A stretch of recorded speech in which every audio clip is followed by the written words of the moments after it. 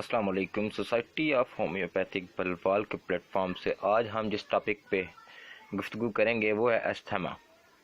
Asthma के बारे में आपको बताता चलूँ कि सांस की नालियों में ख़राबी या फेफड़ों की नालियों के बारीक होने के सबब सांस लेने में एक तकलीफ़ के मर्ज़ को दमा कहते हैं।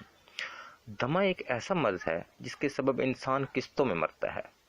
दमा की शनाख्त की कई अलामतें हैं, जैसे सांस लेते वक्त सीटी की आवाज़ आना, खांसी, सांस फूलना, सीने का दर्द, नींद में बेचैनी या परेशानी होना, थकान और बच्चों को दूध पीने में तकलीफ होना वगैरह वगैरह।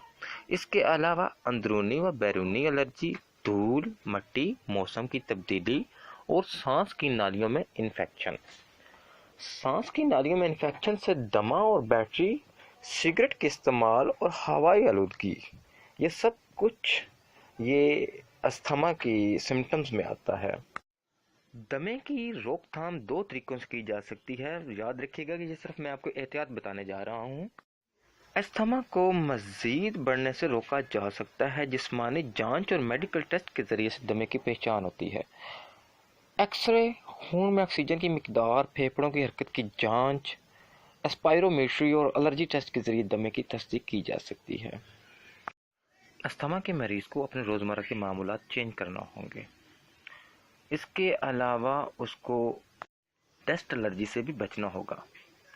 दमे के इलाज के लिए सबसे ज़्यादा दो चीज़ें इस्तेमाल होती हैं, एक इनहेलर और दूसरा पाउडर इनहेलर।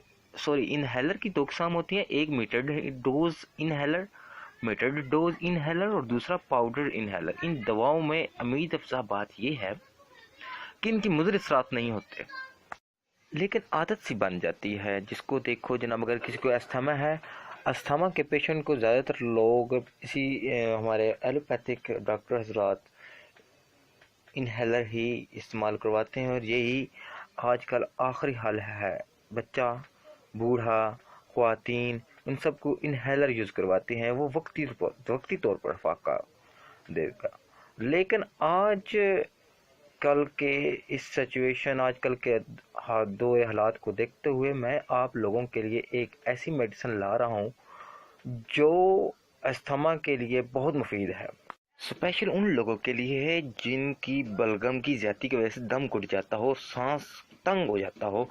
उन लोगों के लिए स्पेशल मेडिसिन ये है और उनकी तकलीफ़ बरसात के मौसम में और मलेरिया बुखार से बढ़ जाती है। इस दवा का नाम है ब्लाटा ओरिएंटल और ये हिंदुस्तानी झींगर के अर्क से तैयार की जाती है। अगर इस दवा का मदर टिंचर दमा के दौरा के दौरान हर 15 मिनट के बाद दोहराया जाए, उस वक्त तक दोहराते रहें जब तक दौरा दमा का ख़त्म ना हो जाए। आखिर में सिर्फ इतना बताता चलूँ कि जिन घरों में काकरोचों की भरमार होगी वहाँ पर अस्थमा का पेशेंट अक्सर आपको पाया जाएगा। लिहाजा अपने घर को काकरोचों से साफ रखें। शुक्रिया। अल्लाह हाफिज़।